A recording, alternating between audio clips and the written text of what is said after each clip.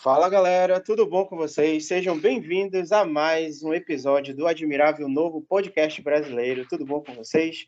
Aos nossos queridos ouvintes que sempre estão navegando com a gente, é um prazer, como sempre, muito grande ter vocês aqui. E eu quero começar dando o meu salve, o meu alô de sempre aí para o meu amigo, companheiro de podcast, Thiago Bentes. Tudo bom, Thiago? Fala, Luquinho, tudo certo? Tudo certo. E temos um convidado aqui, xará do Thiago, hoje, né? Então, estou vendo aqui como é que eu vou me concentrar em relação a dois Thiagos. Eu sei que um tem TH, o outro é um Thiago mais clean, mas eu quero dar as boas-vindas ao nosso convidado. O nome dele é Thiago Matson, ele é humorista, ele é cearense, natural lá de Fortaleza, é ator, roteirista, e o cara ele já tem uma estrada legal, muito interessante, das coisas que a gente já sabe. E a gente vai ter a oportunidade aqui de conhecer um pouco mais dele aqui nesse bate-papo. E aí, Thiago, tudo bom com você, meu querido? Seja bem-vindo. E aí, Book, beleza, cara? Boa noite. Aliás, boa noite não, né? Bom dia, boa tarde, boa noite, independente do horário que o pessoal estiver ouvindo aí. E aí, Thiago, beleza também, cara? É um prazer estar aqui. E vamos aí, né? Trocar essa ideia, conversar, ver o que sai de bom aqui nessa conversa com vocês. Sou de Fortaleza, como você falou, terra do humor aqui no Ceará. E vamos aí conversar para a gente trocar essa ideia massa, que eu tenho certeza que vai ser um papo bem legal. E como foi que tu começou aí a tua trajetória no humor? Faz quantos anos que tu tá nessa estrada aí? Como foi o início dessas coisas? Macho, a molecagem aqui no Ceará, ela meio que já é enraizada na gente, meio que desde quando a gente é pivete, desde quando a gente é criancinha, a gente já nasce com aquela molecagem.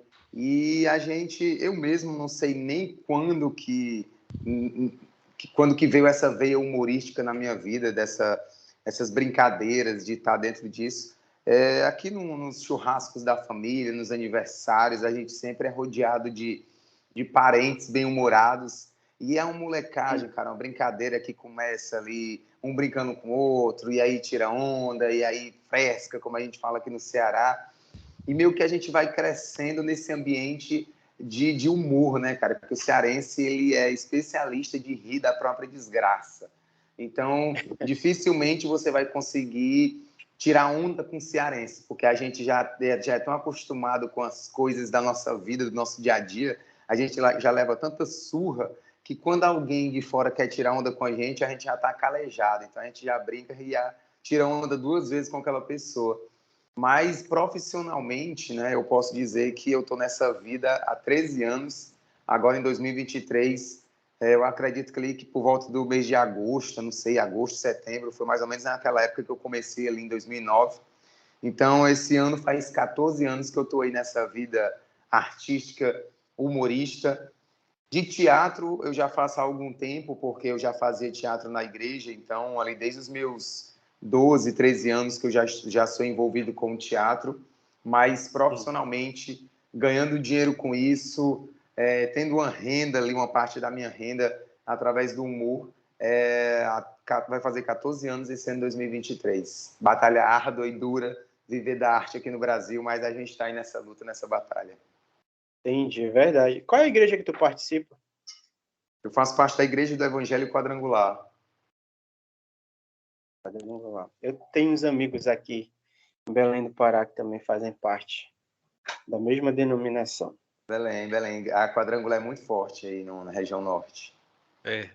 O Book tá em Belém, eu tô em Santa Catarina, tô em Videira, bem no meio de Santa Catarina. Nossa, bem... Estamos ligados, né? Só os extremos, né, cara? Você só praticamente ligados um triângulo, assim. Tu torce pro Fortaleza ou pro Ceará? Ou torce pra algum outro daí? Claro que eu torço pro Ceará, né, cara? O maior do... Eu ia falar o maior do Nordeste, né? Já que não tem outro nordestino aqui, então eu posso falar.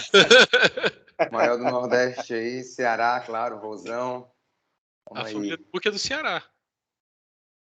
Como? A família do Book é do Ceará. Ah, é? Eu sou o único que nasceu aqui no Pará, na verdade. A minha família é toda cearense. Os nordestinos e nortistas têm uma ligação muito forte aí, cara. Massa isso. Verdade. Tu sabe fazer baião de dois? Se ele não sabe, ele deve comer muito. Eu não sei nada, cara. Não sabe fazer? Eu sou péssimo de cozinha, assim, em relação a cozinhar, eu sou péssimo. Graças a Deus, a minha esposa cozinha maravilhosamente bem. Então, eu sou magro de ruim, como a gente chama por aqui. Mas eu sou muito bom em comer. Sou magro, realmente, porque, graças a Deus, Deus me abençoe e eu não engordo. Mas eu não sei Deus não te cozinhar. abençoou, não, olha. Não sei cozinhar nada. Deus não tem me abençoado muito. Pensa nome sem bênção, é o Book, então. O Book vomita e sai mais gordo. O cheiro da comida me engorda. Nossa, Deus não tem esse problema não, ainda bem. O intestino do cara não faz curva. É. Ei, Thiago. Não, Book, tu ia mandar alguma pergunta aí? Manda aí pro cara. Não, eu até esqueci. Era alguma coisa relacionada à culinária nordestina, mas quando eu lembrar, melhor eu falo. Mas agora me diz uma coisa. O baião de dois aí que tu come, é com queijo coalho? Cara, aqui é aquele baião mais soltinho, né? O baião caseiro, ele é bem diferente do baião que a gente come nos restaurantes. Geralmente os restaurantes aqui, eles servem aquele baião mais molhadinho, com nata, sabe? Aquele arroz grudado ali com feijão. E É o que mais é oferecido para turista, né?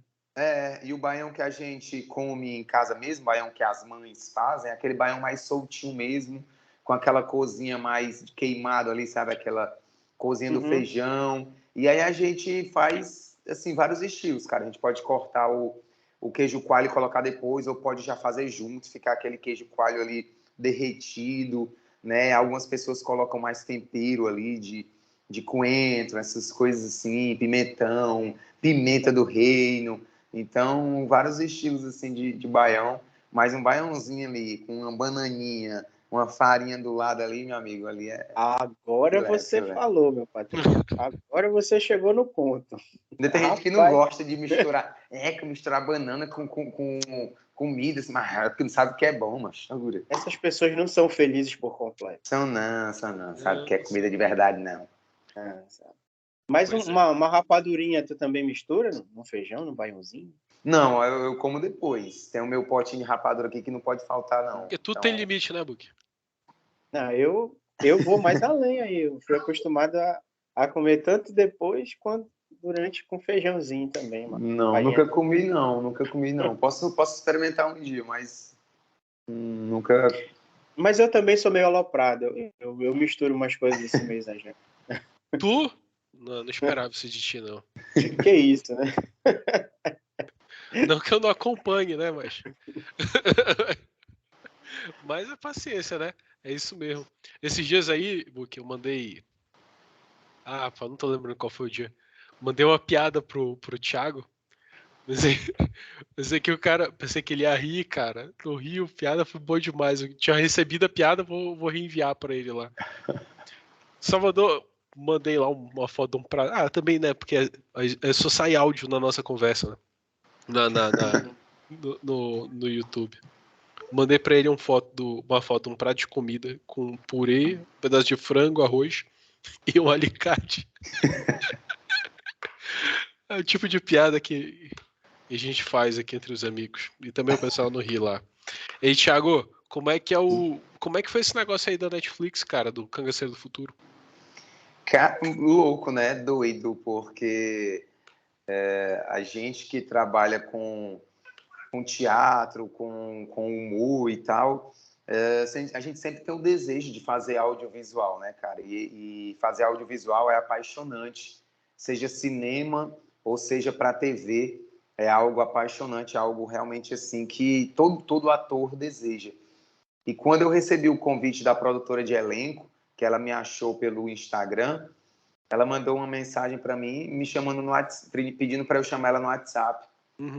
Chamei, ela me ligou, perguntou no primeiro contato se eu tinha interesse em participar de um projeto audiovisual para um stream e que seria um projeto dirigido pelo Raul de Gomes, né, que já é conceituado aí e conhecido através dos filmes Cine Hollywood 1 e 2, da série Cine Hollywood para a Globo, para o Shaolin Sertão e outros filmes, né? E aí ela falou, olha, a gente não pode dizer muito, A gente só pode dizer que é para um stream e que vai ser dirigido pelo Raul de Gomes. Você tem interesse? Falei, minha filha, não pergunte essas coisas, não. Me dê, papai. Pode vir, que eu tenho interesse sim. Aí ela, ok, então a gente vai entrar em contato contigo aí mais tarde para você participar dos testes. Aí eu, tá bom. Aí eu acho que no mesmo dia, na mesma tarde ou no outro dia, não lembro, ela mandou um teste para eu fazer, falando que eu tinha que cobrar um homem que eu tinha vendido 2 bodes e o cara não tinha me pagado. E eu tinha que cobrar ele do jeito mais brabo que eu podia fazer. E aí eu gravei aqui vários takes, até eu achar um que ficou legal, mandei para ela. E ela disse, adoramos e vamos tentar conseguir uma coisa melhor para você, né? Eu até então não sei nem o que era esse pior, mas aí ela disse que ia conseguir algo melhor. Eu disse, beleza, mande. Depois ela me pediu para eu fazer um outro teste. Dessa vez ela passou um texto para eu decorar. E aí eu mandei também. E aí ela respondeu falando que o Halder gostou muito e que eu estava dentro do projeto, tinha passado, né? E aí eu falei, beleza. Aí ela falou, a Glass, que é a produtora, vai entrar em contato contigo. Entrou em contato, assim, coisa de uma semana. Mandaram o contrato, né? Aí sim eu vi que era para Netflix, que tinha lá. E eu falei, caraca, eu não acredito, Netflix. E aí mandaram o nome do personagem, mandaram os roteiros dos 7 episódios, mandaram o cachê, que é o mais importante, né? O valor. E aí ela pegou e falou, assim, pediu medidas, pediu um monte de informação. Já foi logo marcando as datas de gravação, que foi aqui no interior do Ceará, na cidade de Quixadá, onde também já foram gravados outros projetos, como o Cine Hollywood 2 e a série também, algumas cenas foram gravadas, Shaolin do Sertão também foi gravado aqui. E eu disse, beleza, pode vir. E a experiência foi muito melhor do que eu imaginava, né, cara? Porque, como eu falei para ti, a gente sonha em fazer audiovisual, fazer cinema, mas quando você chega lá, que você vê aquele ambiente, daquela ruma de pessoas ali trabalhando por trás das câmeras, como maquiagem, figurino, cenário, bombeiros, iluminação, som, câmera, cara, é um universo maravilhoso, assim, e você fica naquela sensação de eu quero fazer mais isso, eu tô aqui, meu irmão, que coisa maravilhosa, eu quero fazer mais cinema, é muito legal, é muito apaixonante, porque até então eu só tinha escrito, né? Sou roteirista também, então eu só escrevi, nunca tive a oportunidade de estar trabalhando na frente das câmeras, só trabalhava por trás. Mas aí quando essa oportunidade apareceu, eu fiquei alucinado e foi realmente assim maravilhoso. E agora eu quero gravar mais e fica naquela sensação, bicho, de faz teste para elenco, aí depois recebe a resposta negativa que não passou, aí depois faz outra, aí depois não passa, e você fica naquela eterna entrevista de emprego todo mês, sabe, bicho? Porque a gente trabalha com isso, é uma entrevista de emprego praticamente. Você vai, faz o teste, aí 2 dias depois a produtora entra em contato falando, olha, Thiago, não foi dessa vez, mas a gente vai ficar com seu contato. E aí, quando aparecer um outro perfil para você, em algum outro projeto, a gente entra em contato. Eu, tá certo. E aí a gente fica nessa, né? Esse ano já participei de 2 testes para esse ano, né? E infelizmente, passei para a próxima fase. E aí, nessa segunda fase, eu não passei. E estamos aí nessa batalha para ver se aparece. Mas esse ano ainda tem aí um projeto para vir para o Globoplay, que também vai passar na Globo, que eu fui um dos roteiristas e também vou atuar, né? Então, está aguardando aí para que... Tu pode falar qual é ou não pode falar ainda? Cara, não posso falar ainda qual é, mas a história, ela se passa na periferia de Fortaleza. Vai ser gravado aqui em Fortaleza mesmo, na periferia, e a história são de 3 adolescentes que têm o desejo de fazer sucesso nas redes sociais. Então, eles têm o desejo de ser digital influencers, e aí eles se inspiram em um cara que saiu da própria favela deles, da mesma favela deles, esse cara saiu, está fazendo sucesso, e esses adolescentes se inspiram nesse cara para querer fazer sucesso também. Só que esse cara que eles têm como inspiração, como ídolo, meio que ele não é o que eles estavam esperando. E aí eles acabam quebrando a cara e a história vai se desenrolar a partir disso aí. E é isso, posso falar mais nada do que isso não, porque a gente ainda vai gravar esse ano. Acho que as gravações começam em agosto.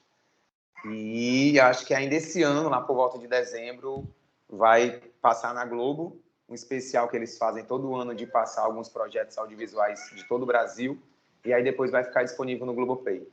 Que bacana, cara. Tá voando. Esse Pô, meu rapaz amigo, tá sério. voando. Eu tô muito feliz por isso. De verdade. De verdade. Tamo aí, né, cara? Tem que trabalhar, pagar as Pô, contas, pagar a ração, exato. cachorro. Exatamente, exatamente.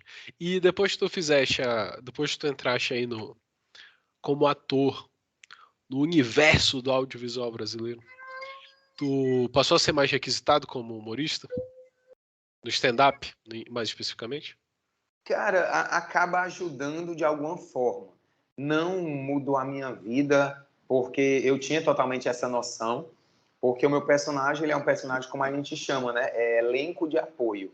Uhum. Ele não é protagonista, não é coadjuvante, não é nem o elenco. Ele é elenco de apoio, então é só um grau acima do figurante, Uhum. porque eu tenho falas, né? Mas eu tinha total consciência de que, isso não vai... Nossa, depois que eu sair de lá, agora eu vou ser Netflix, vou ter o selo, vou ser famoso. Eu tinha total consciência de que isso não ia acontecer. Uhum. Mas, de alguma forma, ajuda, porque você, quando vai fazer ali uma assessoria de imprensa, divulgar o show, você sempre coloca ali, né, que é ator da Netflix. Agora, com esse filme para o Globoplay, eu posso falar também, né, que eu sou roteirista e ator de filmes para Globoplay, Netflix. Então, isso acaba dando uma pequena chancela para ajudar a vender shows e para ajudar a sair em notícias, né? Na assessoria, quando a gente vai fazer algum show, a gente dispara aí para 300, 400 jornalistas para ver se a gente consegue pelo menos umas 2 pautas aí de entrevistas ou notas em jornais impressos ou digitais, e ajuda demais a você ter gravado uma série para a Netflix, né? Não mudou a minha vida ainda, mas tem essa chancela aí que ajuda muito. Uhum. E tu continua firme na igreja? Sim, né? Nunca desviei e se Deus me abençoar, né? Não desviarei nunca, porque não tenho para onde ir. Mas continuo firme, sim. Nasci na igreja, praticamente ali, dando trabalho para os diáconos, correndo debaixo dos bancos, atrapalhando o culto ali, desde pivetinho, minha mãe puxando por uma orelha e eu correndo, saindo na porta da igreja pela lateral, dando trabalho para o cultinho. Ia lá para o cultinho com a tia Bel, né, tia Isabel, ainda lembro, e do nada eu fugia e daqui a pouco ela estava correndo dentro da igreja de novo. Mas aí a gente vai crescendo, criando mais juízo. E hoje o meu sobrinho é a minha cópia dentro da igreja. E a minha irmã fica doida com isso. E ela vive dizendo, quando tu tiver o teu, tu vai ver como ele vai ser do mesmo jeito. E é isso, cara. Sou cristão, graças a Deus. Minha esposa também. Filha de pastor ela é, né? E eu conquistei a mulher e conquistei o pai dela também, pastor, e deu tudo certo, graças a Deus. Tem uma piada que eu falo que ela consegui casar com uma esposa linda, maravilhosa, né? E aí eu lembro que minha mãe sempre falava para eu orar muito, para eu ter fé que eu ia conseguir arranjar alguém. E eu orei muito, né? E aí a lição que eu aprendi é que eu orei mais e ela orou bem menos, né? Porque na questão de beleza eu saí ganhando em relação a ter uma mulher linda. E no meu caso, aí ela que, né, não orou tanto. Mas a gente está aí também nessa batalha firme e forte de ser um cristão no meio desse mundo louco, né? Ser um cristão no mundo louco. Mas ela ganhou pelo menos um marido engraçado. Inclusive, ela me conheceu fazendo uma peça na igreja, uma peça de humor, onde eu tinha um grupo de teatro aqui em Fortaleza que a gente passou 6 anos, entre aspas, em cartaz, né? Viajando pelo interior do Ceará e por Fortaleza também, fazendo peças em várias igrejas, uma peça de humor bem engraçada. A gente tinha 2, né? Uma era uma paródia do Tropa de Elite, na época estava muito alto, e aí eu escrevi uma paródia que era, o nome do grupo era Os Bênçãos. E aí eu criei o nome da peça que era Os Bênçãos de Elite, onde a gente passava por um treinamento tipo o BOP, só que era um treinamento para você aprender a evangelizar da forma certa. Uhum. Então, o capitão pegava muito duro com a gente ali, era bem engraçado. E a segunda peça que eu escrevi era Cadê a Graça? Que era uma paródia do Alto da Compadecida. Então, eu fazia ali um dos personagens, como se fosse Chicó e João Grilo, e aí se passava no interior do Ceará, todo mundo com, né, com aquela roupinha ali de Alto da Compadecida mesmo, tinha um coronel, tinha um policial, tinha um valentão, e era muito legal. E a gente ficou em cartaz durante esses 6 anos com essas 2 peças, rodamos várias igrejas, e aí uma dessas apresentações, eu estava lá em cima do palco em um congresso com mais de 700 jovens da Igreja do Evangelho Quadrangular, a igreja que eu faço parte, e muito massa, que era um congresso estadual, né? Então vieram jovens de todo o Ceará aqui para Fortaleza, e a gente foi para um hotel, e aí a gente foi para o ambiente lá do salão do hotel, a gente fez essa peça lá, e lá embaixo, no meio dos 700 jovens, estava, né, até então, a mulher que seria a minha esposa, né, me assistindo. E eu sou um cara, bicho, que eu sou muito, aquele alegrão, palhação em cima do palco, mas quando eu desço do palco, eu sou um cara muito reservado, sou muito na minha. Eu costumo dizer que eu sou um cara introspectivo, né? Eu sou muito na minha ali, reservado. E aí, quando terminou a peça, ia ter a festa do esquisito, que aí todo mundo tinha que ir fantasiado, tinha que ir feio, né? Tinha que se vestir de uma forma feia.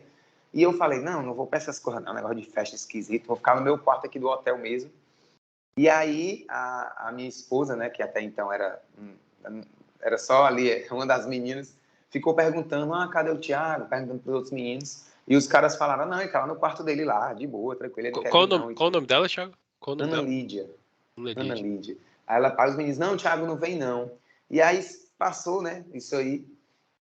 Poucos meses depois eu realizei uma festa lá na minha igreja, como se fosse uma amostra de artes, né? Então eu convidei vários grupos de dança, grupos de hip hop, a gente fez a nossa peça, grupos de música, e um desses grupos foi um colega meu que montou, ele era tecladista e chamou ela para cantar, e ela era cantora, né? Ela canta na igreja e tal.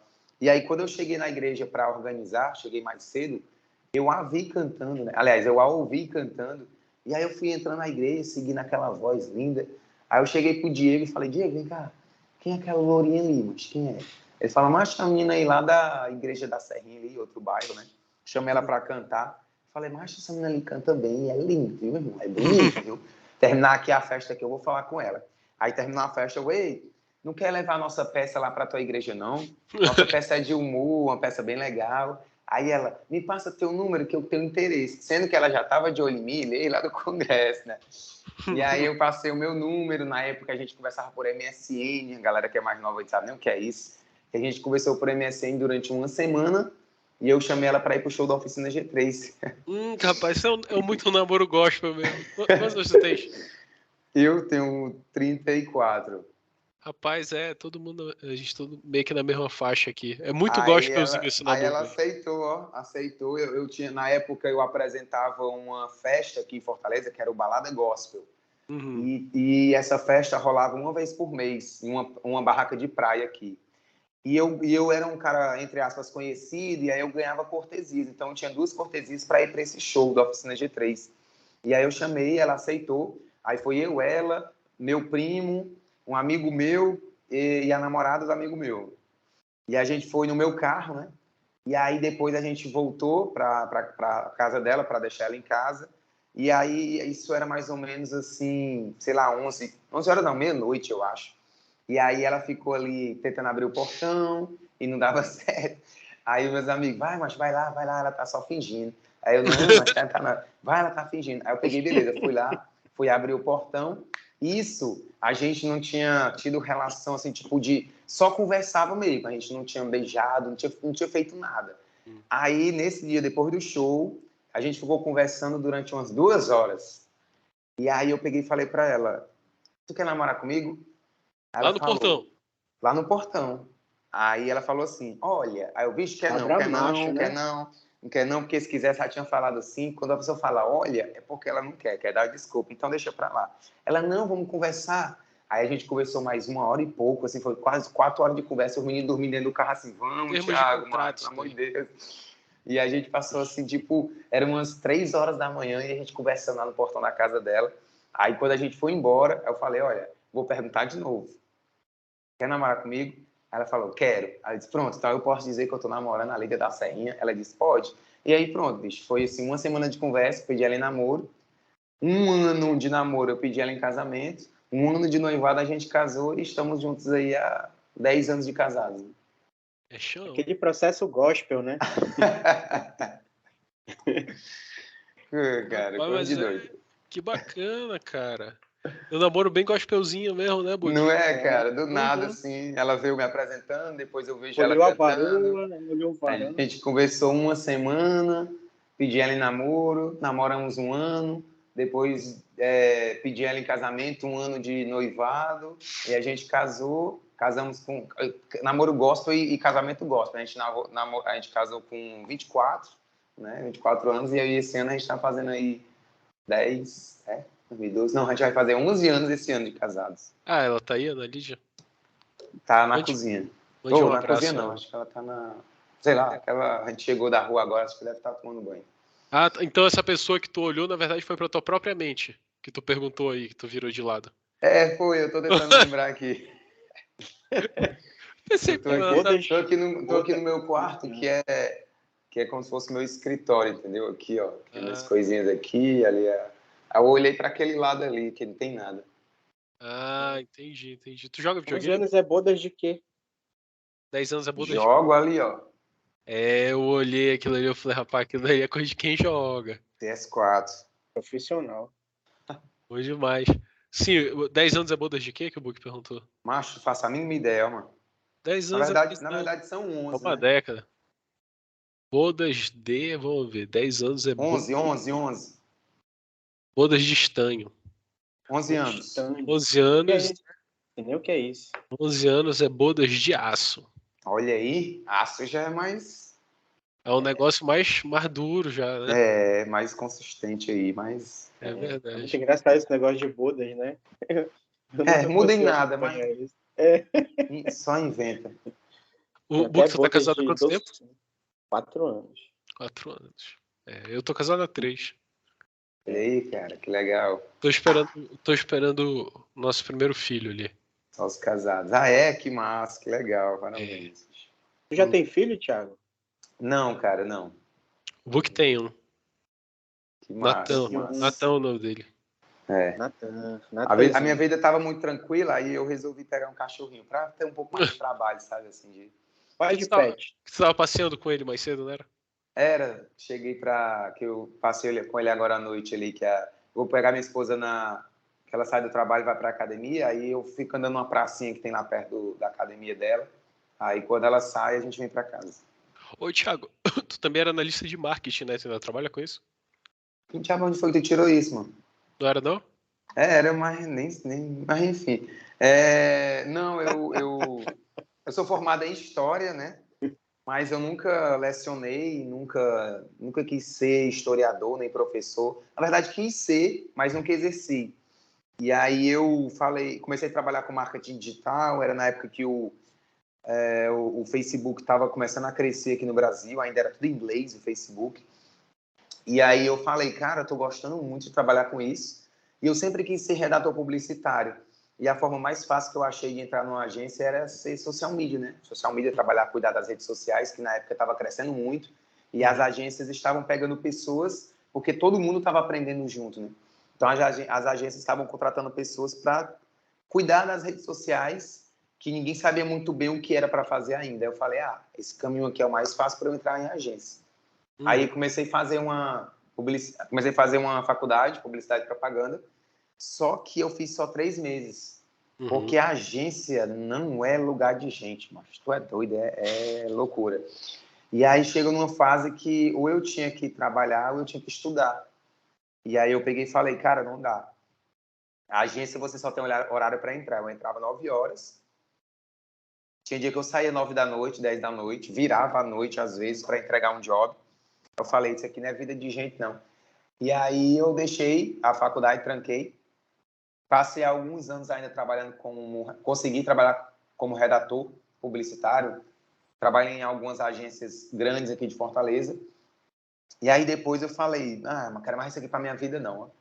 Aí eu nunca fui muito bom de trabalho formal, CLT, sabe, mano? Eu acho que a minha vida de artista sempre falou mais alto.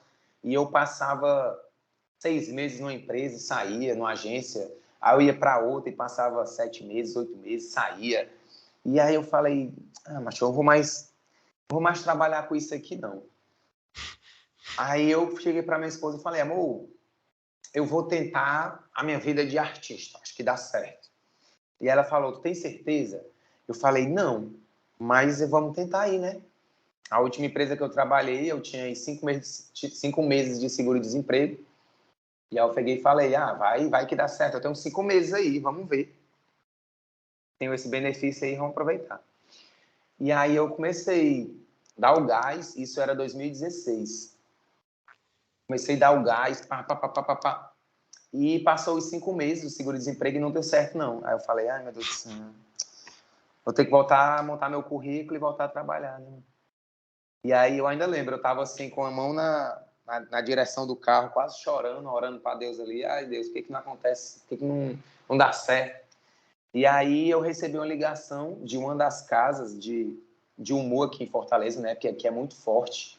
Aqui, só na orla da Beira-Mar, a gente tem 4 casas de humor ali. Só na orla ali, em questão de 1 quilômetro, tem 4 casas de comédia. Uhum. E aí, uma dessas casas me liga, falando, Thiago, você tem interesse em fazer parte do elenco aqui da casa? E aí eu falei, meu filho, tenho sim, com certeza. E aí ela falou, venha fazer um teste. Aí eu fui, fiz 5 minutos de texto lá, de piada, e a mulher lá gostou muito de mim. E aí, isso era no finzinho de 2016. E aí, de 2017 para cá, graças a Deus, a coisa deu certo. E hoje eu vivo profissionalmente disso, né? Ganho dinheiro com isso, pago as minhas contas através dos shows de humor. E é isso, graças a Deus, Deus me deu esse livramento e eu saí desse mercado publicitário aí. Só quem já trabalhou com o mercado publicitário sabe como é que esse mercado é horrível, cara. Ei, Thiago, tu já fez show no silêncio, cara? No silêncio? De tu fazer uma piada atrás da outra e o pessoal não rir. Público de plateia é difícil. Já aconteceu? 100% no silêncio não, porque aí eu mesmo teria ido embora. Mas já nesses 13 anos que eu faço, né? Porque apesar de viver disso, de 2017 para cá, eu faço show desde 2009.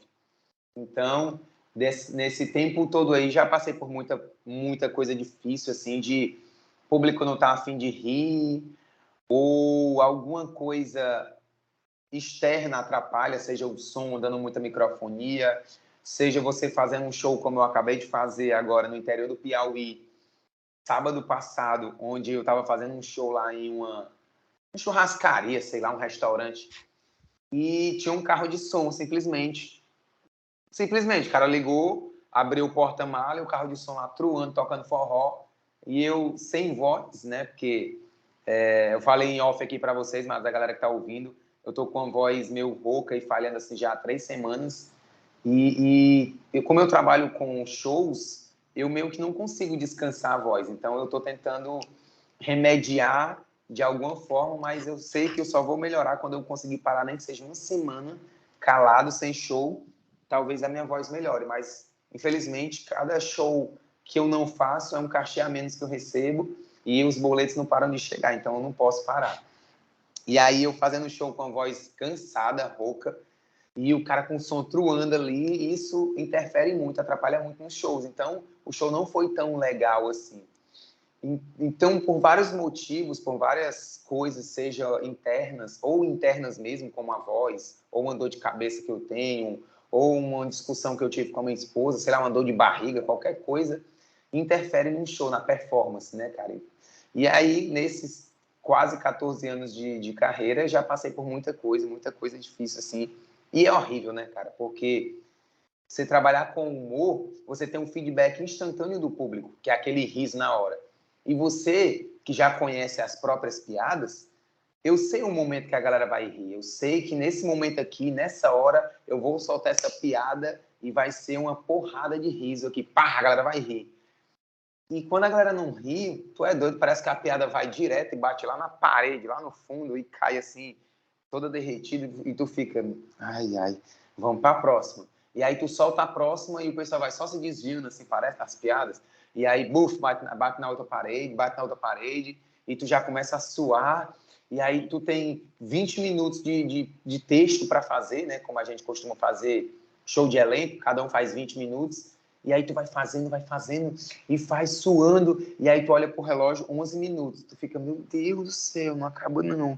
E aí tu vai fazendo, desesperado para chegar logo uns 20 minutos. Tu olha, tá com 15. Meu Deus, ainda falta 5.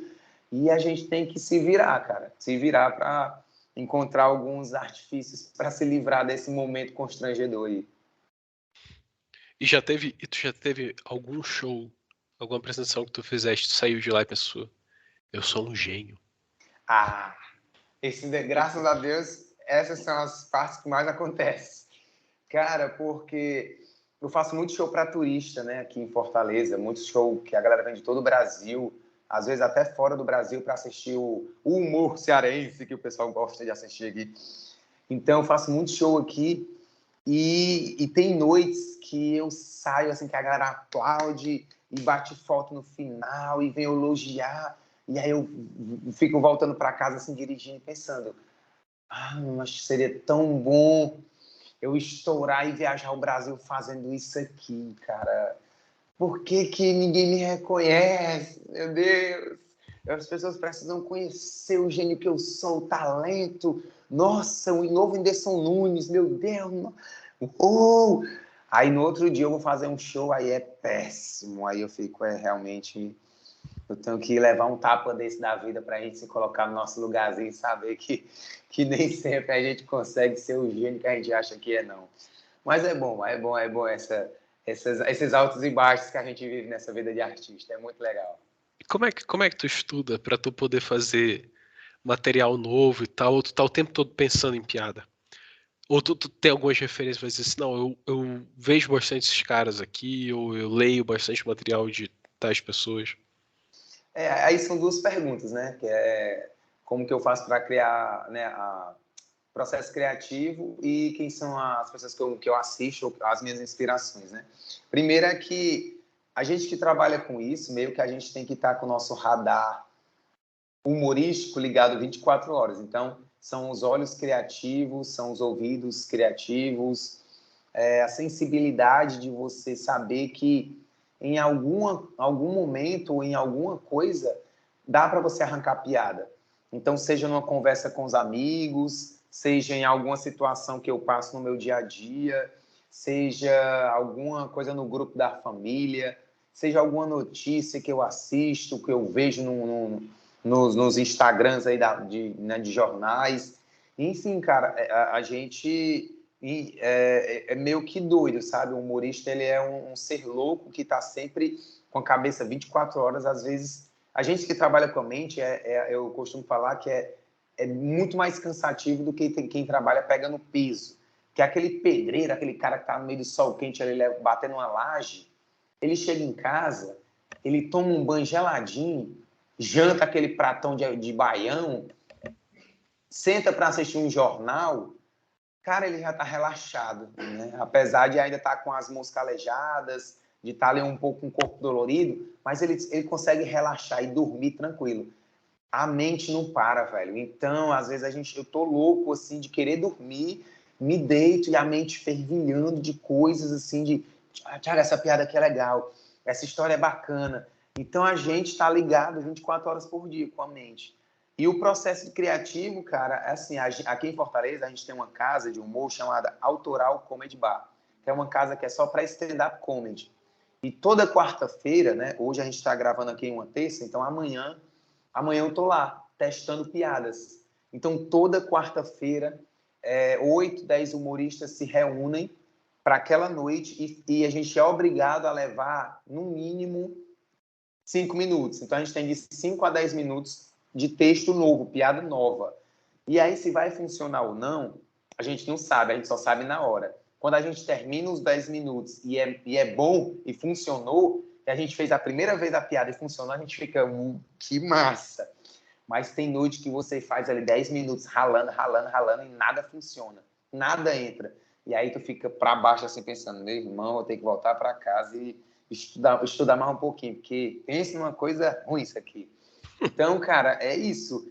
É aquela tentativa e erro toda semana, é escrever, e a gente só sabe se funciona ou não a piada na hora, mas essa é a pior parte, porque na nossa cabeça pode estar a piada mais genial que a gente achar, mas é quando a gente sobe no palco, e aí, como eu já falei anteriormente, algumas coisas externas podem atrapalhar, e aí tu não sobe bem, e aí se a tua primeira piada não for boa, a segunda piada não for boa, parece que os outros 8 minutos que tu tem ali só vão por água abaixo.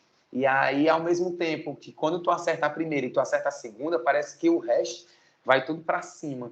E é isso, cara. Tu só vai saber se as piadas funcionam na hora ali. É coisa de doido, é nervosismo.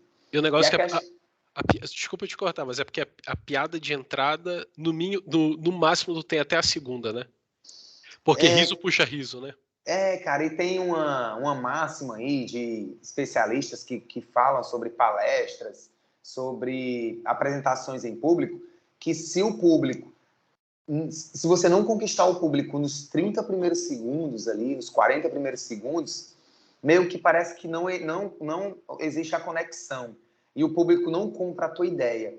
Então, aquela primeira piada, a segunda piada de entrada, ela tem que ser uma coisa muito forte, muito impactante e que o público já entenda qual é a tua.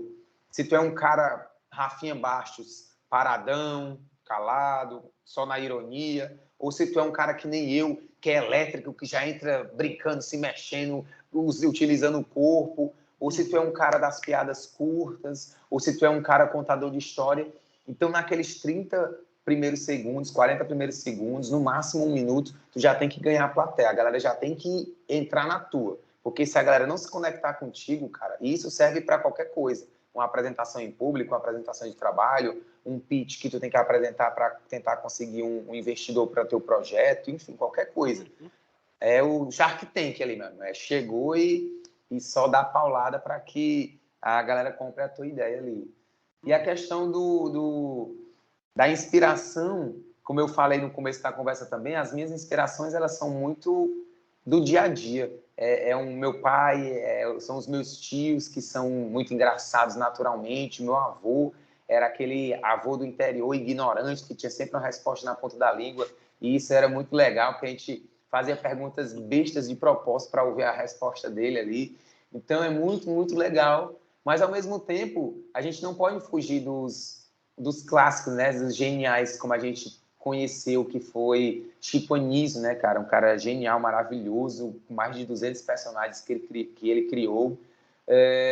Tom Cavalcante também, que é outro gênio aqui do humor cearense, e Rocicléia, Raimundinha, Zé Modesto, tantos outros artistas que capinaram esse mato do humor cearense para que hoje eu esteja trabalhando com isso. Eu tenho que reconhecer e enaltecer essa galera todas as vezes que eu falo sobre a questão de quem me inspira para fazer humor.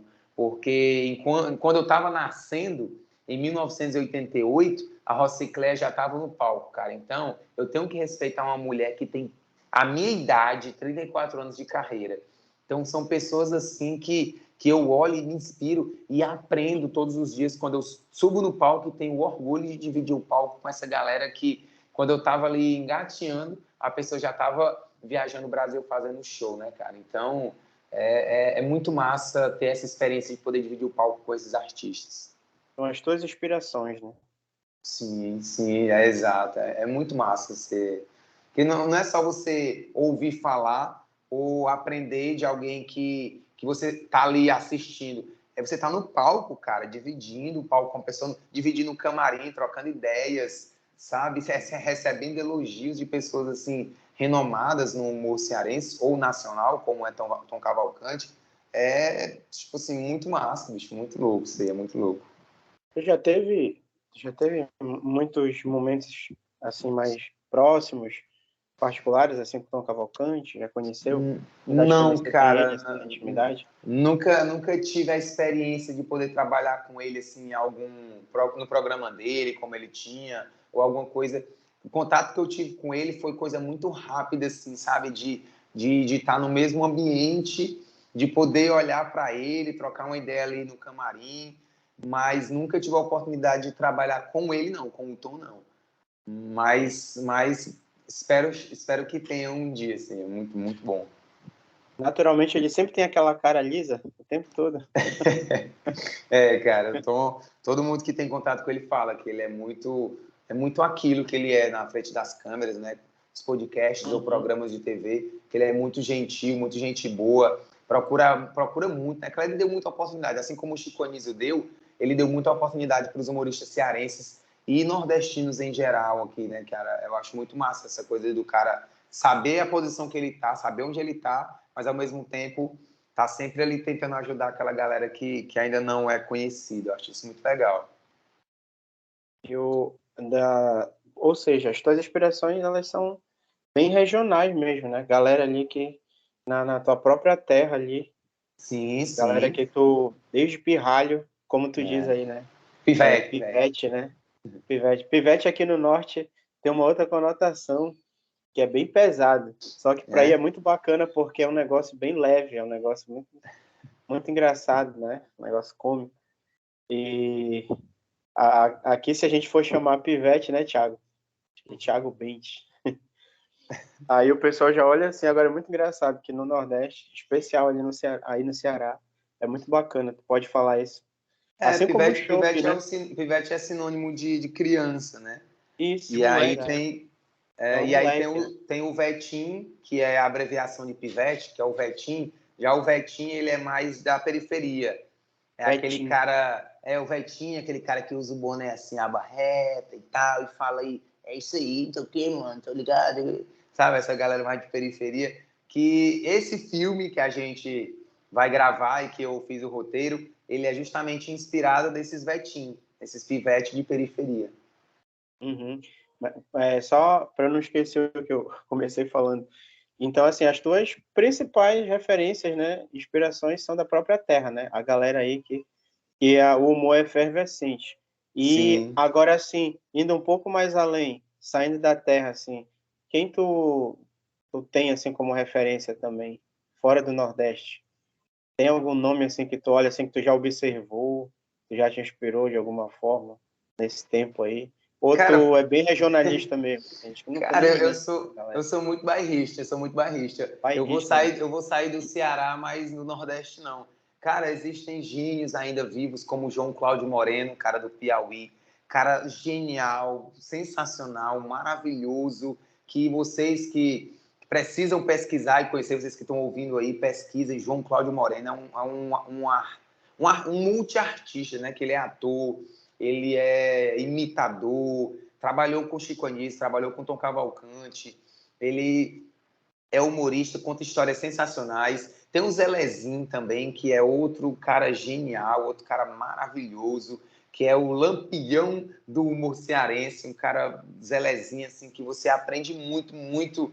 Um senhor de, sei lá, acho que ele já deve ter quase 70 anos, mas viaja o Brasil fazendo show, contando histórias. Eu acho isso muito bom, muito maravilhoso. Tem o Moção também, que é outro cara que tá agora nos palcos, fazendo show de humor também. Já tive a oportunidade de dividir o palco com ele, de conversar no camarim. Cara genial também. Então, Nordeste, cara, ele é uma coisa maravilhosa, um celeiro de artistas que eu acho isso muito sensacional, assim, do quanto talento a gente tem. Aí eu posso falar do Raul de Gomes também, que é daqui, que está indo para... humor, mas é do humor do audiovisual, ele e o Edmilson Filho também, levando o humor cearense e o humor nordestino para o Brasil e para o mundo, né, cara? Bem-vindo a Xaramobim foi... estreou em Paris, voltou agora ontem a estrear em Paris, ganhando prêmios internacionais. Então, eu acho isso muito, muito legal, cara. Então, não tem como eu fugir, não, assim, do Nordeste. Aí mesmo já tem que dar na canela, né? Thiago, como é que o Tiririca é visto aí? Cara, o Tiririca é muito bom, cara. O Tiririca, ele é um... Eu não posso chamar de gênio, porque eu já coloquei o Chico Anísio e o João Cláudio Moreno nessa linha de gênio, porque às vezes se a gente banalizar muito a palavra gênio, a gente não vai ter outras palavras para utilizar para pessoas geniais de verdade, como o Chico Anísio foi. E como o Chico Anísio, ai, cara, como é aquele cara que fazia o Gago, velho? Aquele velho. O José Vasconcelos. Sim. Outro cara também que Ah, é aquele cara maravilhoso, maravilhoso. fantástico. Vocês precisam conhecer, você que não conhece, você que é mais novo aí, pesquise José Vasconcelos, um cara que conseguia fazer, foi um dos primeiros one-showmen do Brasil, um cara que conseguia fazer humor sem palavrão, sem apelação, e eu gosto muito do estilo de humor dele, me inspiro muito nele. Então, mas assim, o Tiririca, ele é muito bom, cara, muito bom.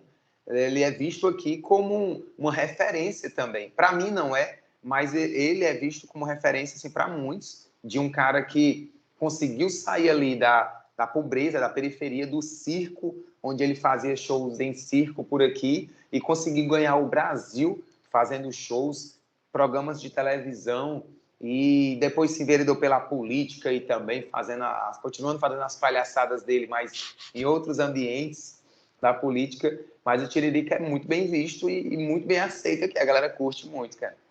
O humor dele não é muito imitável também, né? E acho que aquele jeito dele, cara, já conquista, assim, qualquer canto que ele peculiar, né? É muito, é ímpar. E o filho dele, o Tirulipa, é visto como uma referência aí, o contemporâneo? Tipo, hoje, né? Contemporâneo, ambos são contemporâneos. Mas o Tirulipa é bem visto? Como é que o pessoal vê ele no Ceará, assim? Cara, o Tirulipa, ele para alguns humoristas, sim. Ele, como eu falei, para mim, ele não é referência também. Mas ele é muito gente boa também, muito legal. Mas ele acaba utilizando, como ele tem um alcance muito grande nas redes sociais, ele acaba, na minha opinião, ele acaba não utilizando as redes sociais de forma certa. E aí ele acaba entrando numas besteiras, numas frias aí, fazendo umas coisas que não deve, aí acaba caindo nessa coisa aí do cancelamento que a galera gosta de fazer e de falar hoje em dia, né? E aí a galera começa a criticar, falar mal, não sei o quê, porque não aceitam opinião política ou não aceitam opiniões mesmo da pessoa fazer piada com determinadas classes ou, sei lá, enfim, várias coisas aí que eu não vou entrar nessa discussão. E aí muita gente não aceita porque ele é meio doido mesmo, assim, o Tirulipa é meio maluco. E aí ele acaba entrando nessas furadas, entre aspas, né? Mas que, cara, vamos cancelar o Tirulipa. Aí o cara pega e tá viajando no Brasil, esgotando o show. Que cancelamento é esse, né? Que ninguém entende. Mas, enfim, ele tem os méritos de... E outra, viu? Ele tem os méritos de conquistar o que ele conquistou e não está debaixo das asas do pai dele, não. Ele conseguiu fazer a carreira dele se desvinculando do Tiririca, né? Isso foi muito legal. Uhum. Então, eu tinha essa curiosidade, assim, como é que o pessoal via ele? Porque o Ceará é lar de muita gente grande, cara. Tu pega esses três aí que, pelo menos, tipo, tiveram muita exposição da Globo, que é o Tiririca, o Chico Anísio e o Tom Cavalcante, em épocas diferentes, né? Tu tá sempre tendo algum cearense ali despontando no humor. Sim. O Tirulipa não teve o apoio da Globo, mas ele teve muita... Teve.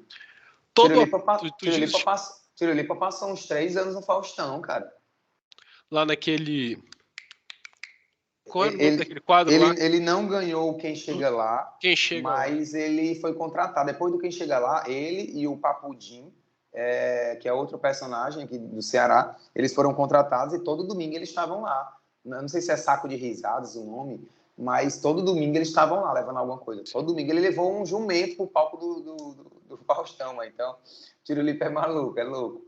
Eu vou te explicar por que eu digo que ele não teve não teve um apoio no mesmo patamar. Porque, tipo, obviamente, o Tiririca teve muito mais palco lá, o Tom Cavalcante, os Conis nem se fale. Mas o Tirulipa, quando ele quando ele estoura mesmo pro humor, eu tenho a impressão de que é no show do Tom, cara. Essa é a lembrança que eu tenho. Eu acho que isso daí já foi na Record. Mas aí eu posso estar errado também, porque também mas foi antes da Globo. Até porque o show do Tom, ele terminou ali... Eu não lembro qual foi a última edição dele. Eu não sei se foi 2017, por aí. Mas o Tirulipa, ele já já De lá fazia que ele foi muitas pra coisas. Globo. Entendi.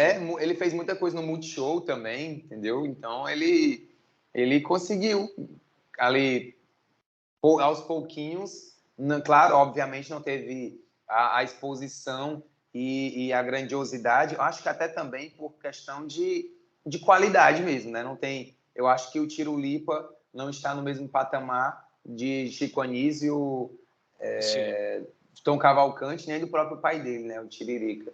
Então, acho que por isso ele não teve essa exposição toda, mas ele teve ainda ali um pouquinho ali. Faz todo sentido. Conseguiu se fazer. Faz todo sentido. Daí hoje, quem é que tu acha que, tipo, tem alguns nomes hoje que tu pensa assim, tirando o teu, que eu sei que tu torces por isso e também eu acho que acho que tem muito potencial, cara. A gente já tá vendo. Tipo, eu vejo teus rios, né? Sim. Tem muita coisa engraçada ali, cara. Muita coisa engraçada. Mas qual é os nomes que tu achas hoje assim, olha, esse pessoal que pode despontar? Cara, hoje a gente tem aí dois nomes no stand-up comedy cearense que estão muito em alta, né? Uhum. Tem o Moisés Loureiro, meu amigo Moisés Loureiro, parceiro aí de vários projetos. Ele foi o vencedor do Quem Chega Lá em 2015, eu acho. Foi 2016, não lembro. Ele ganhou Quem Chega Lá. E aí, hoje ele está morando em São Paulo e também fez agora recente um especial acho que foi 200 anos da independência para o Globoplay. Uhum. Vai fazer, foi um dos roteiristas também, ele escreveu esse filme junto comigo, vai fazer um personagem muito importante nesse filme também. Uhum. Escreveu agora recente o especial do Whindersson Nunes para Netflix, né? Ele ajudou o Whindersson a escrever esse último especial do Whindersson, que o nome é Isso Não É um Culto. Então ele tá trabalhando muito, ele tá vindo aqui para Fortaleza, ele tá morando em São Paulo, como eu falei. Toda vida quando ele vem para cá, ele lota teatros aqui, né? O maior teatro que a gente tem aqui do Shopping Rio Mar, que é o Teatro Rio Mar, tem 888 lugares. E da última vez que ele veio para cá, ele fez 2 sessões esgotadas nesse teatro. Então ele tá muito bem, tá assim, não tem ainda a repercussão e o reconhecimento nacional que precisa também, mas ele é um dos maiores nomes que a gente tem. E o outro é o Titela, né? O Jarderson Cavalcante, que ele fazia a personagem Titela, aqui o humor, né, do homem vestido de mulher muito forte no Ceará. Então ele fazia a personagem chamada Titela. E aí ele começou depois da pandemia para cá, ele começou a fazer stand-up. E aí ele se aproximou da gente, do stand-up, aprendeu, teve a humildade de sentar, de ouvir, e ele fez essa migração, né, do personagem, cara pintada, pro cara limpo, né, o stand-up. E hoje ele estourou, cara. O cara lança os reels dele, bate em 1 milhão, 2 milhões de visualizações no reels. O canal do YouTube dele também tá bombando muito, com os vídeos tendo 20 mil, 30 mil visualizações, que por uma pessoa que não é tão conhecida, tá tendo, são bons números. E tá viajando o Brasil, né, cara? Ele participou, foi entrevistado pelo Danilo Gentili no finzinho do ano passado, participou recente do Ticaricaticast, né, o podcast lá do Bola e do Carioca, participou do Inteligência Limitada, que é o podcast, né, do Vilela. Então, ele tá despontando aí. Eu tenho certeza que nos próximos anos, tanto o Titela quanto o Moisés vão ser reconhecidos aí e estourar nacionalmente, né? Porque aqui no Ceará os caras já lotam teatro. O Titela também fez o Teatro Rio Mar esgotado também de shows, então eu acho isso muito massa do cearense estar assistindo o cearense também, né, cara? Porque isso é importante. Isso é importante demais. Falta eles irem nos 3 maiores podcasts ainda do Brasil, que é o Flow, o Podpah, e o outro eu não preciso falar qual é. O nome por si só já fala bastante. O Abominável, quer dizer, o Admirável. Novo podcast brasileiro. Essa do Abominável foi o último convidado que mandou. Ou senão, muito engraçado. Pois é, cara.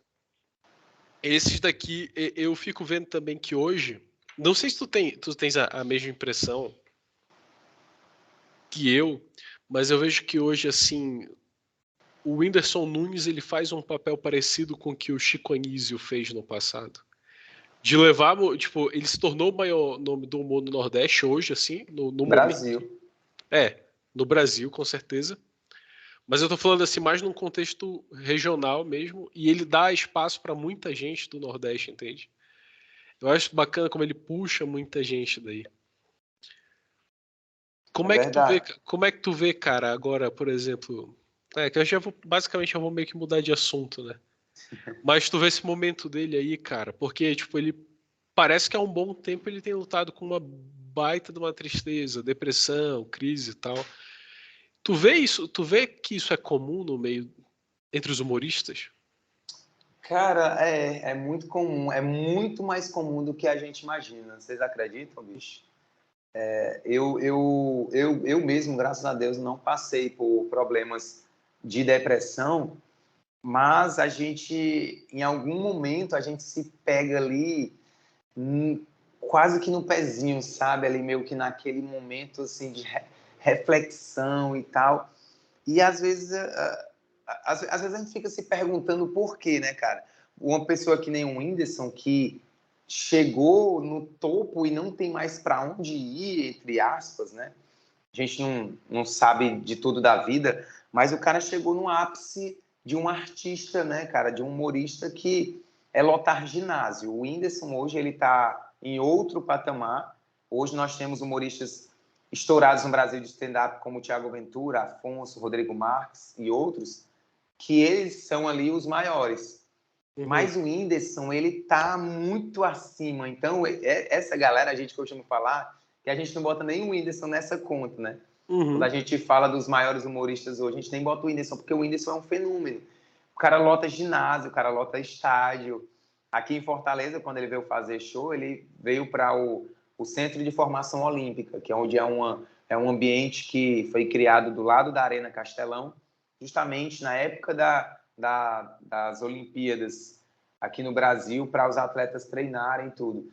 E ele colocou 10 mil pessoas lá nesse ginásio, né? Então é um absurdo, é um absurdo.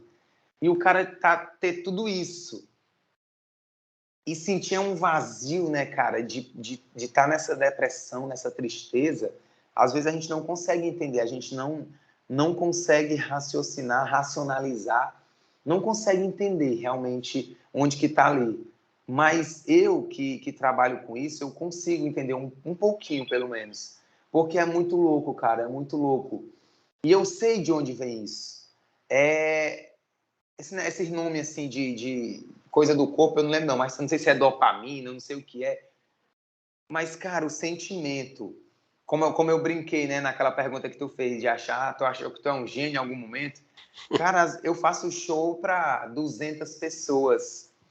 E eu termino a apresentação e a galera aplaudindo e vem os elogios e você sobe aquela adrenalina, aquela emoção que quando tu volta para casa, tu tem que demorar assim umas 2 horas para tu poder se acalmar. É por isso que a gente fica meio doido, mano, porque eu já chego do show 11 horas da noite,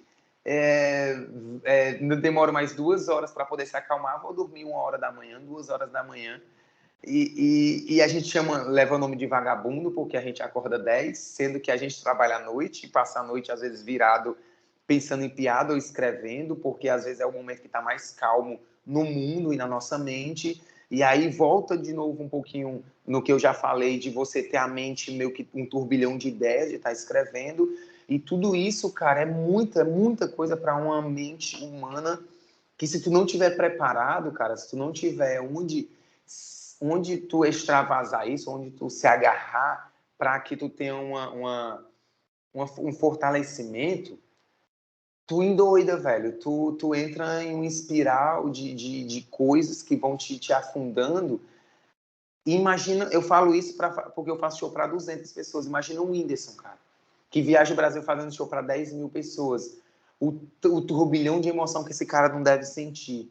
E aí ele chega num quarto de hotel que o cara tava há 15 minutos sendo ovacionado por 10 mil pessoas. Ele chega num quarto de hotel que é só ele, um ar-condicionado, uma cama, Cara, o cara vai pro fundo, velho. É, tipo assim, é muito louco. E aí, no outro dia, o cara tem um outro show e passa pela mesma coisa, e essa montanha-russa de emoções, se tu não tiver um preparo psicológico, um acompanhamento ali sabe, de um psicólogo, tu endoida, cara. Então, isso é muito mais comum do que a gente imagina na vida de artistas. É por isso que muitos humoristas, né, se suicidam. Na pandemia, a gente teve casos aí de humoristas que, infelizmente, né, acabaram optando por tirar a própria vida, e isso é bem triste, né?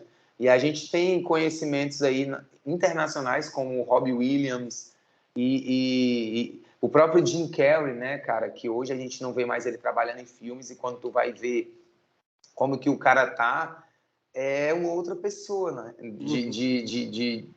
De fisionomia e da forma como ele fala. Eu estava assistindo uma entrevista que ele deu em um talk show aí americano. É outra pessoa, cara, porque você precisa estar bem psicologicamente, bem preparado, porque senão, velho, você entra numa espiral de desgraça, velho. É louco isso. Entendi. Isso acontece praticamente em todos os níveis, tu dizes. Sim, sim. A gente lida, cara, com a frustração diária. E isso também mexe muito com a gente. Porque, por exemplo, eu trabalho com isso há 13, vou fazer 14 anos de carreira. E todos os dias, cara, quando eu me deito ali para fazer as minhas orações e pensar na minha vida, eu fico me perguntando: por que ainda não consegui, cara, estourar? Por que eu não consigo ser mais do que eu sou hoje? Aí eu fico com aqueles pensamentos: por que eu não dei certo? Mas, ao mesmo tempo, eu tenho que ter a consciência de que eu estou dando certo. Porque, meu irmão, não é qualquer um que tem um privilégio de viver fazendo show de humor há 5, 6 anos. Viver disso, trabalhar com isso, pagar minhas contas com isso, viajar o Brasil, fazendo showzinhos aqui e acolá, não ganhando tão bem, mas estou aqui. Então, eu começo a trabalhar minha mente para que eu não entre nesse espiral aí de coisa ruim, de desgraça. E a gente está em vários níveis, cara. Não importa se você está no começo de carreira, porque você tem essa pressão de querer dar certo, ou se você está em um momento que nem o meu, de ter já uma carreira, de ter vários anos, mas, ao mesmo tempo, trabalhar com essa frustração de não estourar para o Brasil todo. E um cara que está lá no topo, como o Thiago Ventura, como o Afonso, como o Rodrigo Marques, como o Whindersson Nunes da vida, que os caras já podem ter alcançado tudo, mas quando chegam num quarto de hotel, sentem aquela solidão e aquela coisa do tipo: é isso, macho, acabei de fazer um show maravilhoso e agora eu tô aqui num quarto de hotel, assim, com esse sentimento de desgraça, sabe? É doido, bicho, é uma coisa muito louca. A mente humana é doida. Uhum. Eu sei que Jesus consola muito, também preenche muito desse vazio, e tem muita coisa. Preenche muito, não. Jesus preenche todo o vazio, né, que a gente realmente precisa preencher no nosso coração. Eu sei que se de repente algum outro, até mesmo algum outro humorista ouvir isso, talvez ele se sinta bastante ofendido. Mas isso é verdade, tipo, eu creio nisso, né? No final de contas, se eu não cresci nisso, eu não seria um pastor evangélico, né? No caso. Sim. E, Thiago, algumas coisas que eu penso também, cara, assim, em relação ao que tu falaste, né? Na minha opinião, tu tens dado certo, né? Eu vou até falar algumas coisas aqui que não é para inflar teu ego, mas é para que tu te sintas bem também, sabe? E eu acho que eu creio que tu é um irmão em Cristo, né? Pelo menos pelas coisas que tu falaste. E eu quero que os meus irmãos em Cristo fiquem bem, né? Eu não quero que eles fiquem mal em nenhum momento. Então eu vou falar algumas coisas aqui que talvez sirvam bem para tua memória depois. Mas, por exemplo, quando eu mandei a mensagem para ti, eu pensei assim: a gente vai ter sorte se esse cara ver isso aqui, sabe? E cara, tu foi bastante acessível, principalmente no Twitter, onde é um pouco mais fácil ter acesso, né, às pessoas, mas tu foi bastante acessível e tal, tu facilitou a coisa pra gente. E tu tem um canal que tá indo bem, razoavelmente bem no YouTube, pelo menos, deve ter o quê? Uns 15.500 inscritos lá. 15 sabe? mil e alguma coisinha. E pelo fato de tu ser um cara, por exemplo, que tu não é do nosso círculo de convivência, sabe? Tu não é, até o momento pelo menos, não é ou não era do nosso círculo de amizade. A gente teve interesse de conversar contigo, sabe? Não foi só, vamos tentar esse daqui, que esse daqui é o mais fácil. Não, eu realmente quis conversar contigo, sabe? E quando eu falei pro Book, o Book também teve esse interesse. Então, até agora, pra gente, pelo menos, tu tens dado certo. E a gente torce para que tu vás mais longe ainda. Coisas parecidas a gente passa. A gente passa, por exemplo, nas nossas igrejas, às vezes, e que são coisas como é um pouco diferente, porque a gente não está pensando em a gente dar certo, né? Às vezes a gente se preocupa por que as pessoas não se convertem, né? E isso é um negócio que pega muito, principalmente quem prega semanalmente, como eu prego. Caramba, esse podcast vai ficar longo por causa do tanto que eu falo também. Mas essas coisas assim pegam. Por exemplo, até o fato do nosso podcast, a gente já conversou com gente que a gente sabe que dá opinião importante no Brasil, sabe? Gente que fala para bastante gente que é ouvido por aí. Tanto quanto a gente conversou com alguns anônimos, como nós somos também. Eu e o Book, nós somos anônimos. Né? Eu mais anônimo ainda. Que o Book é uma figura bem razoavelmente popular num certo eixo evangélico em Belém. Às vezes a gente passa por isso aí, cara, por que será que não deu? E paciência, a gente colocou na nossa cabeça que o nosso trabalho, pelo menos, não é esse. Mas o teu, cara, eu acho que tu tá chegando lá, cara.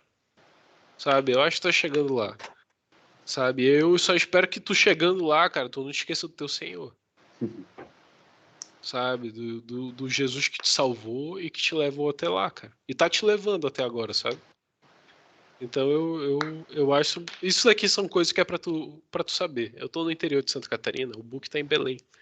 E olha só, cara, a gente daqui do interior de Santa Catarina queria conversar contigo. Quando sair o episódio, o pessoal daqui vai querer ouvir também, sabe? Não só porque o irmão deles ou o pastor deles conversou, mas lá em Belém também, porque o amigo deles ouviu e caramba, o Thiago Matson.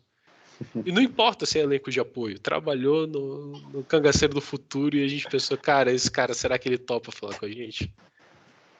Então são coisas pra ficar no teu coração. Mas lembra disso, cara. Que quando tu chegar lá, cara, não esquece do teu Senhor que te levou até lá, cara. Que é o Senhor Jesus. Eu vou te cobrar. Cara. Se tu não me bloquear, se tu não mudar de número, eu vou te cobrar, macho. Cara, não, cara, fico muito feliz de ouvir isso. É importante, cara, a gente ouvir isso, né? Hoje mesmo eu estava conversando com um colega meu que também é humorista e a gente está nesse mesmo patamar de carreira, né? De estarmos fazendo nosso trabalho. E eu falei exatamente isso para ele. Eu falei, cara, quando a gente para pensar e parar de estar se perguntando, de se cobrando tanto assim, a gente tem que ter a consciência de que o nosso trabalho está sendo feito. A gente está escrevendo, a gente está postando, a gente está procurando fazer um trabalho legal, bacana. E se não der certo, como esse, entre aspas, o certo que a gente quer que dê, né? Que é o que todo humorista quer, que é viajar o Brasil fazendo shows, lotando teatro com os solos, o que a gente está fazendo ainda hoje já está dando certo, como tu falou também, né, Thiago? Porque eu acho isso é importante a gente ter essa consciência. E eu, com certeza, cara, com certeza ouço, recebo isso que você está falando. E na parte de Jesus, é óbvio que jamais, né, cara? Assim, eu sei que a gente não tem essa relação de amizade, de um se conhecer tanto ao outro, mas talvez se a gente se conhecer melhor, ou a partir desse momento aqui você está me conhecendo melhor, mas é o que eu te digo, irmão, pode nada dar certo na minha vida, mas abandonar Deus não tem como não, mas aí é como eu falei para tu, não tem nem para onde eu ir, não tem nem o que eu faço. Então, se em algum momento nada der certo na minha vida, uma coisa eu sei que vai continuar dando certo, que é o talento que Deus me deu e o propósito que Ele me deu nas mãos aí, de estar levando a palavra de Deus através da arte, através do teatro, através do humor, porque também eu ainda faço muito, né? Peças em igrejas, peças em eventos evangelísticos também, fora ali da igreja, né, cara? Recente agora, mês passado, eu fui para um momento evangelístico lá, onde eu fiz uma apresentação de humor para a galera sentada na calçada, assim, e se for juntar todo mundo, tinha umas 15 pessoas ali. E eu tenho umas histórias da Bíblia que eu conto, a história de Davi, a história de Moisés, de Jonas, de um jeito bem cearense, bem nordestino, bem engraçado. E as pessoas me param, né? Aliás, as pessoas param para me ouvir ali sentado na calçada. Isso é muito legal, isso é muito gratificante, né, cara? E ao mesmo tempo, eu me imagino, olha só que louco, o fim de semana eu estava fazendo uma apresentação em um teatro que tinha 365 lugares e hoje eu estou aqui conversando com a galera na calçada que tem 15 pessoas me ouvindo, senhoras ali, um cara que tinha acabado de chegar do jogo, estava lá vestido com a roupa do time lá que estava jogando, sentado na calçada me ouvindo, e depois que acaba a minha apresentação, a gente está sentado ali comendo um pratinho ali de arroz com creme de galinha e farinha e continua conversando com a galera na calçada. E isso eu acho muito legal, muito massa, assim, esse trabalho que eu faço, né, mas é muito doido, assim. Não, cara, eu acho isso maravilhoso. Essas coisas aí, e nesses pontos aí que quem é pastor, assim, pelo menos como eu, acaba que a gente não consegue deixar de ser, sabe? Por isso que eu tenho que te lembrar disso, ainda mais tu sendo crente. Eu tenho que te lembrar, cara, que tá lá em 1 Coríntios 4:7. É só uma partezinha do versículo todo. Que tens tu que não tenhas recebido, né? Que tens tu que o Senhor Deus não tenha te dado. E é dar ao Senhor, cara, tudo aquilo que o Senhor Deus tem te dado. Inclusive, fazendo bem esses shows, fazendo boas piadas, cara, eu acho sensacional. Eu me empolgo de falar de humor. E eu tô segurando a empolgação aqui, na verdade, para te deixar falar o máximo possível, porque eu tenho uma certa reverência em relação a humoristas, porque, cara, eu gosto muito de humor. Mas eu gosto tanto de humor, cara. Tipo, por exemplo, eu tenho o livro do Jerry Seinfeld aqui, cara, eu assisto as coisas, eu tento.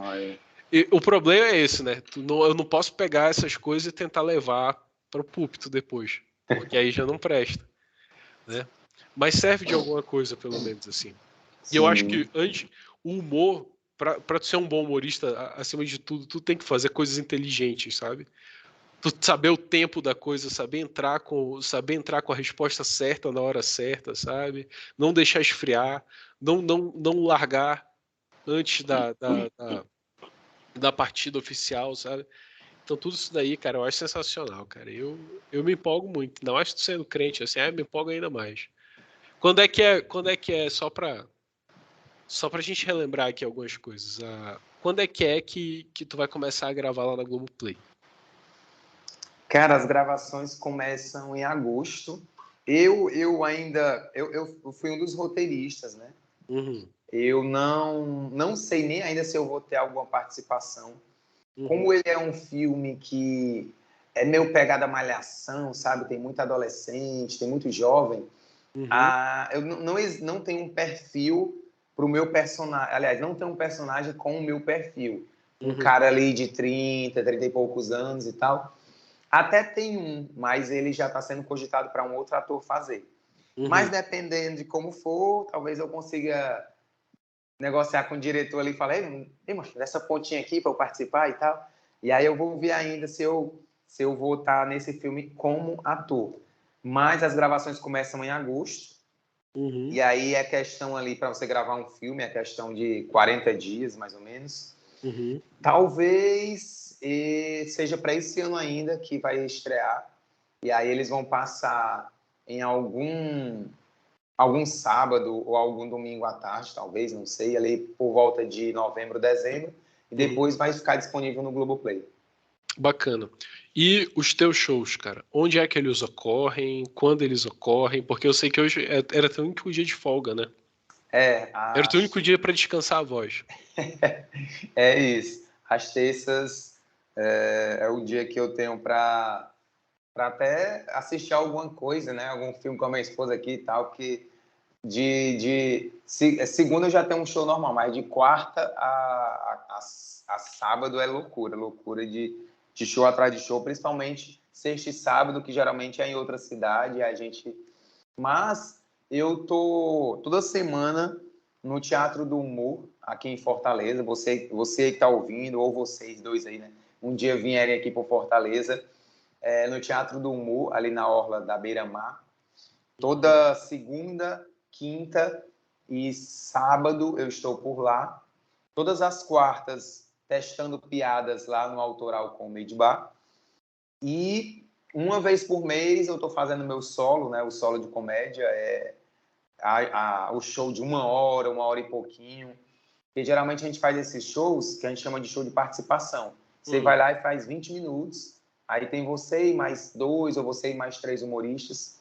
E uma vez por mês eu faço meu show solo em algum teatro aqui de Fortaleza ou no Autoral Comedy Bar, aqui na região da Aldeota, em Fortaleza. E em qualquer lugar do Brasil, se a galera me chamar e me contratar aí. É só chamar que eu tô indo. Aí sim. Tomara que logo te chamem aqui por Santa Catarina, ou que eu e a Manu. E quem sabe, antes ou depois, né? Não sei. Logo que depois chegar o bebê aí. Vai levar um tempo, mas que a gente vá a Fortaleza. Olha aí. Aí a gente vá ao show teu. E aí a gente dá como um baião aí junto. Mas seja bem-vindo aí. Com certeza. Thiago, cara, eu te agradeço muito por teres aceitado conversar com a gente, né? Eu não quero que tu saias agora, sempre tenho uma breve conversa depois do fim da gravação aqui. Mas eu te agradeço muito, cara, de verdade. Eu fico feliz que tu tenhas aceitado. A gente deu essa sorte aí de tu responderes lá no Twitter. E as nossas portas estão abertas aqui também para quiser voltar, conversar com a gente tem todo o interesse de conversar de novo, cara. Aqui o nosso negócio aqui é bater papo. A gente quer ouvir história, a gente quer ouvir opinião, a gente quer bater papo. A gente quer ouvir, cara. A gente quer conhecer gente legal do Brasil. Meu irmão, Deus te abençoe. Mais uma vez eu digo, fique firme. E, claro, agora eu vou deixar de novo aí eu vou entregar o controle nas mãos do nosso timoneiro, Jonatas Buck, para finalizar esse episódio. Buck, é contigo, cara. É isso aí. Galera, estamos chegando ao final. Thiago Matos, que bom, cara. Que legal conversar contigo. Que legal conhecer mais um cearense, gente boa, gente fina. E humorista com muita explosão, né? Humorista cearense de Fortaleza. Diretamente de Fortaleza para o Brasil. E aí? Cara, muito obrigado por ter aceitado nosso convite, a gente poder conhecer um pouco mais, né? E muito obrigado a você, nosso querido ouvinte, e como sempre, você é aquele mais guerreiro ali, que chegou até esse momento final, como a gente sempre fala, né, Thiago Bentes? Galera que está aí com a gente, muito obrigado, você é muito importante nesse processo, nos acompanhando, participando de cada momento desse com os nossos convidados, que são especialmente convidados, como o Thiago falou, né? A gente observa com muito cuidado, a gente realmente tem interesse de conversar, de conhecer, de ir atrás, e com você não foi diferente. Muito bom, cara, muito bom ter você aqui com a gente. Muito obrigado aos nossos ouvintes. E esse foi mais um episódio do Admirável Novo Podcast Brasileiro. Valeu, fique ligado com a gente e até a próxima. Falou, Buquinho. Falou, Thiago. Valeu.